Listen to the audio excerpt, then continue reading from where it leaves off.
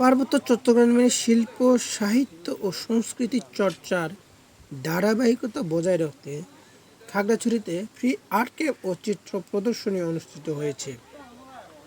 ৮ April Khagrachari আলুতিলা পর্যটন কেন্দ্রে student development and research association of CSC আয়োজনে ২ দিনব্যাপী ফ্রি আর্ট ক্যাম্পে জেলার ৫০ জনের অধিক চিত্রশিল্পী অংশগ্রহণ করেন। ফুটে চিত্রশিল্পীদের রং তুলিতে ফুটে ওঠে পাহাড়ের বৈচিত্র্যময় জীবনধারা। তুলে ধরা হয় পাহাড়ের সংস্কৃতি ও ঐতিহ্যকে। ফ্রি আর্ট ক্যাম্পে এসে আমার অনেক ভালো লেগেছে, অনেক অভিজ্ঞতাও হয়েছে।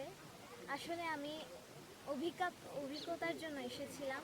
দেখতে লাগছে কারণ এটা খাগড়াছড়িতে প্রথমবার, এর আগে কখনো করা হয়নি। আর এটা হচ্ছে আমাদের ত্রিপুরাদের একটি কাঁথারং নৃত্য, আমাদের ট্রেডিশনাল ড্রেসের একটা নৃত্য, যেটা আমি উপস্থাপন করার চেষ্টা করছি। তো আলুতিলায় হচ্ছে প্রাকৃতিক সৌন্দর্যের মাঝখানে এরকম একটা চিত্রকলার আয়োজন করা হয়েছে। এটা অবশ্যই প্রশংসনীয়। অ্যান্ড আমাদের অংশগ্রহণ করা আসলে অনেক ভালো লেগেছে। প্রাকৃতিক সৌন্দর্যের মধ্যে সব কিছুই তো দেখে আঁকতে ইচ্ছা করে, কিন্তু আমি ছোটো একটা ফুল ছিল, এটা আমার কাছে খুব ভালো লেগেছে। এই ফুলটাই আমি ক্যানভাসে ফুটিয়ে তোলার চেষ্টা করেছি।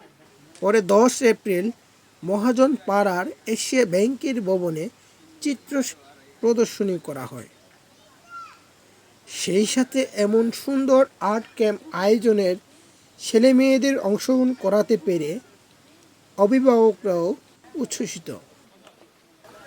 মনে করছি, গর্ববোধ করি ওর মা হিসেবে, যেহেতু ও এখনো অনেক কিছুই শিখতে আগ্রহী। এই ফ্রি আর্ট ক্যাম্প ও চিত্রকলা প্রদর্শনী ২০২৫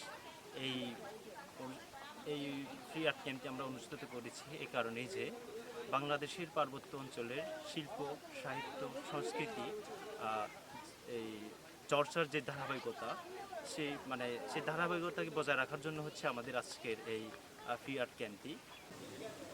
তবে চিত্রকর্মের মাধ্যমে পাহাড়ের শিল্প, সাহিত্য ও সংস্কৃতি চর্চার জন্য সরকারের পৃষ্ঠপোষকতা প্রয়োজন বলে মনে করেন চিত্রশিল্পীরা।